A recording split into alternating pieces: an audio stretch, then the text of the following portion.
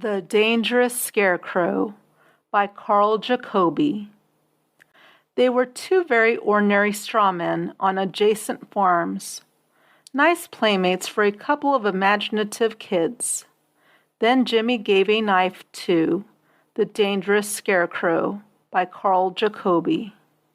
Both Mr. Maudsley and Mr. Trask were resplendent that October evening.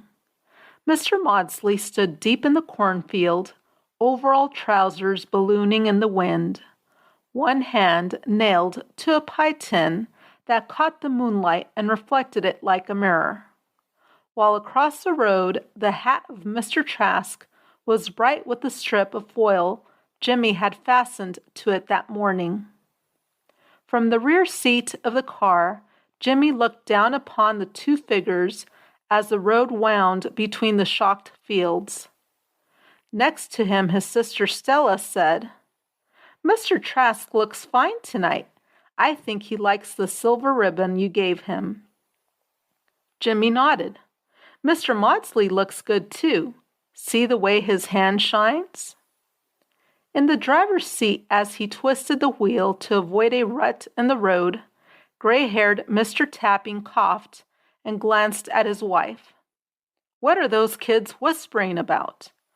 The whispers died abruptly, and the car rattled over Goose Creek Bridge and began the long climb to the Tapping farm. They stopped at the roadside mailbox, but there was no mail. Then they were rolling up the cedar-lined lane, past the silo, past the barn, into the farmyard. Stella went into the house with her mother, but Jimmy remained with his father to open the garage doors. He snapped the big padlock shut after the car was put away, made a vain attempt to catch Higgins, the cat, and followed Mr. Tapping up the porch steps into the house. Upstairs in his room half an hour later, he undressed reluctantly and climbed into bed, wide awake. He lay there listening to the old house creak and groan in the night wind. From the distance came the mournful wail of a train whistle. Presently Jimmy got out of bed, crossed to the window, and stood looking out into the moonlight. Below him he could see his ball bat leaning against a tree, looking strangely white against the shadows. Beyond was the outline of a mounted horseman, the pump, and beyond that, the gray circular walls of the silo pointed upward like a castle tower. Something caught Jimmy's eye, made him look to the east.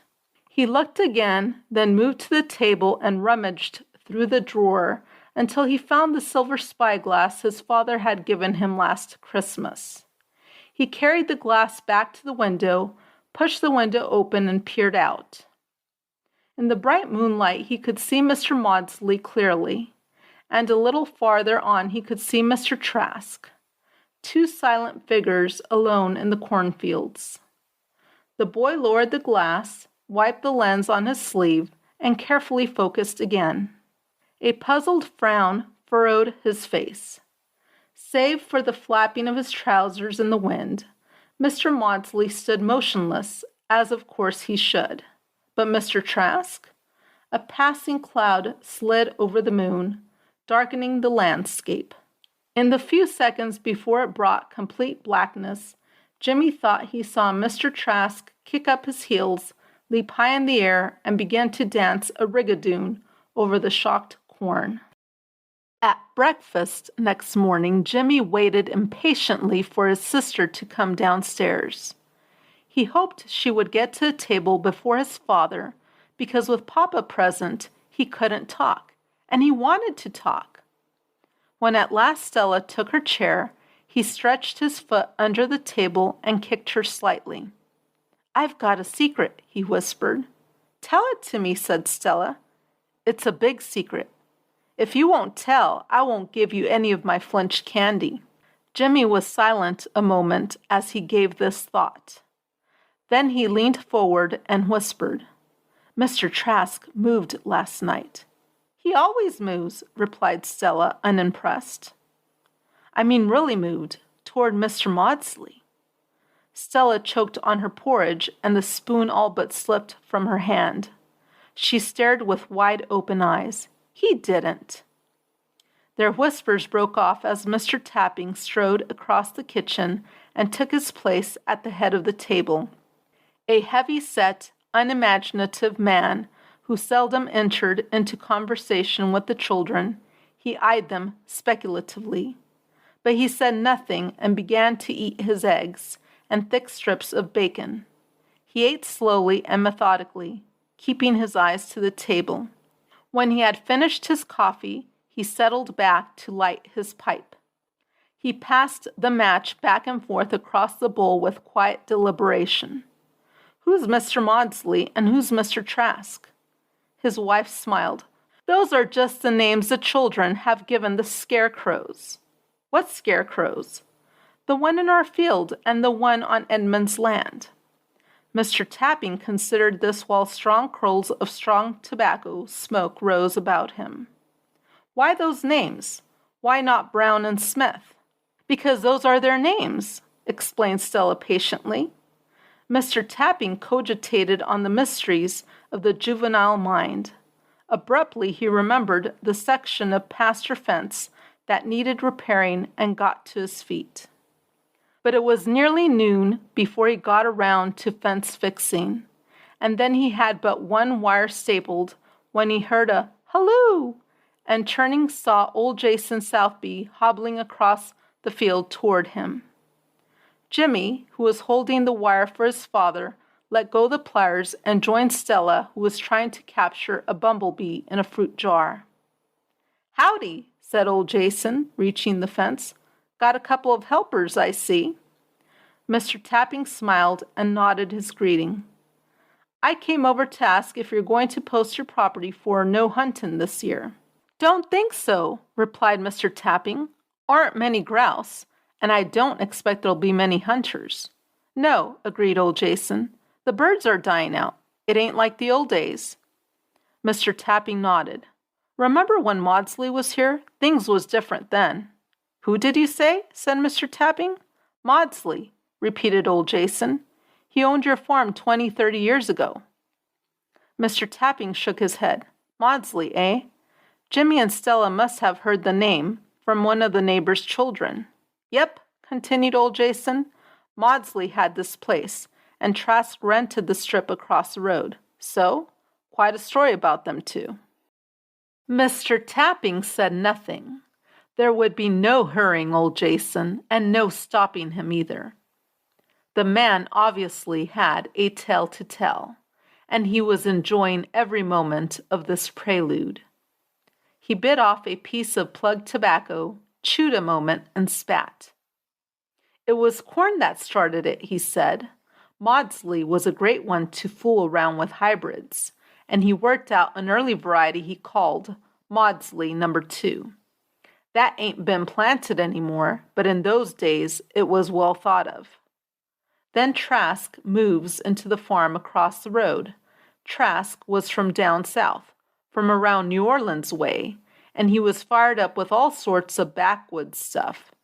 Pretty soon he began to fight with Maudsley about how good his hybrid corn was.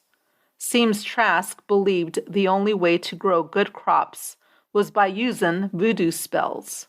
Got so them two couldn't come into sight of each other without starting an argument. One day Trask got so mad he let his cattle loose in Maudsley's cornfield. That settled it. Maudsley headed for Trask's place, armed with a double-barreled shotgun. But before he got there, Trask made himself invisible. He did what? Demanded Mr. Tapping. Well, anyway, that's the story Maudsley spread around. Funny thing is, folks believed him. He said Trask, been from New Orleans country, knew all sorts of voodoo spells. And he said that Trask, been afraid, had cast a spell over himself to make himself vanish. Course, some persons were suspicious, and the sheriff asked Maudsley some questions. But Maudsley proved his shotgun hadn't been fired, and no one had seen him commit any crime. Trask was never seen around these parts again. After that, Maudsley got to actin' sort of queer, looking over his shoulder, talking to himself. Then one day he up and cleared out, and the next anything was heard of him, he had moved south to New Orleans, the very place Trask had come from. Maudsley is still down there. He wouldn't come back even long enough to complete the sale of his farm. Jason's voice died off as he reached the end of his story. "Did you hear what he said?" said Jimmy in a low voice. "Sure." Stella rose triumphant from capturing her bumblebee. "I knew it all the time." It rained the next night, and even with the spyglass, Jimmy could see nothing in the cornfields.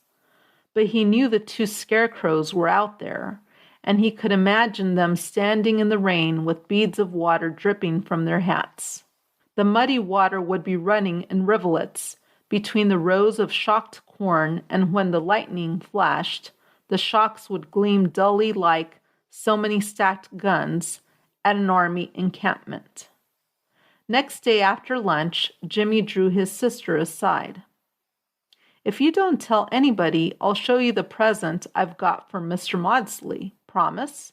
"I promise," said Stella. Jimmy led the way into the barn, and in the rear near one of the horse stalls, swept aside a covering of hay. He picked up a long rusty knife and displayed it with an air of pride. Stella was disappointed. "Just an old knife. It's a voodoo knife. That's what it is. See the way the handle is carved?" Stella looked and saw a yellowed handle of what once might have been ivory, carved in the shape of a running goat with several quasi-human faces low down near the hilt. "What are you going to do with it?" she said. "I told you, give it to Mr. Maudsley. It's his." "How do you know it's his?" "This is Mr. Maudsley's barn, isn't it? Besides, it was near his other stuff." Stella was not enthusiastic. "Papa won't like it. He got mad when you nailed that pie tin to Mr. Maudsley's hand." "Papa won't know a thing about it. Come on." It was hot in the cornfield. The morning sun beat down fiercely, and the air smelled of damp earth. The ground between the rows of stubble was marked with tiny channels the running water had cut the night before. But the shocks were dry again, and in the slight breeze they whispered and rustled gently. The two children made a beeline for the center of the field until they came to the two crossboards that served as a framework for the scarecrow. The scarecrow was fashioned of some old clothing which had once belonged to a fat man, overalls, a coat of what might have been a Sunday suit at one time, and an ancient felt hat, castaways which the children had found in the barn. The cardboard face, marked in black crayon, a little blurred now from the rain, had been copied by Jimmy from an old photograph the boy had come upon among some old papers when he had cleaned out the attic. Jimmy had decided that even a crow wouldn't be fooled by a faceless scarecrow. Jimmy was about to climb the upright shaft when Stella stopped him. "Wait," she said. "Let's not give Mr. Maudsley the knife." "Why not? It's his. Let's give it to Mr. Trask." The boy's jaw dropped as the enormity of the idea grew upon him. Then he uttered a squeal of delight. Laughing and giggling, the two children turned and ran down and vaulted the fence that enclosed the Isle of Shocks to the road and adjacent field. 5 minutes later, the second scarecrow brandished a knife at the end of one of its handless sleeves. But as Jimmy came out on the road again, he looked across at Mr. Maudsley. In full view in the sunlight, it wasn't a cardboard face now. It was a round, full face with great folds of fat, and it was twisted in an expression of stark fear. For 3 nights, the skies over the Tapping farm were black, and a cold wind huffing down from the north kept the children indoors, where they played endless games of parcheesi. On the fourth night, the moon broke through the clouds. Jimmy, squatting by the window, the spyglass to his eye, stared out at the two scarecrows. At intervals, he thought he saw Mr. Trask descend from the mounting pole, leap up over the shocks, and begin his strange dance. But at the instant those capers began, the clouds always managed to blot out the light, and the boy never could be sure if it was a trick of his eye or the glass. And then Jimmy observed two things. With him and his gyrations, Mr. Trask carried the knife, and as he darted back and forth, he edged almost imperceptibly toward Mr. Maudsley. The boy watched a long time to confirm his fears. Then he turned and ran to his sister's room. "Mr. Trask is getting closer," he said. "You'd better come see." At the window, Stella spent several moments focusing the glass.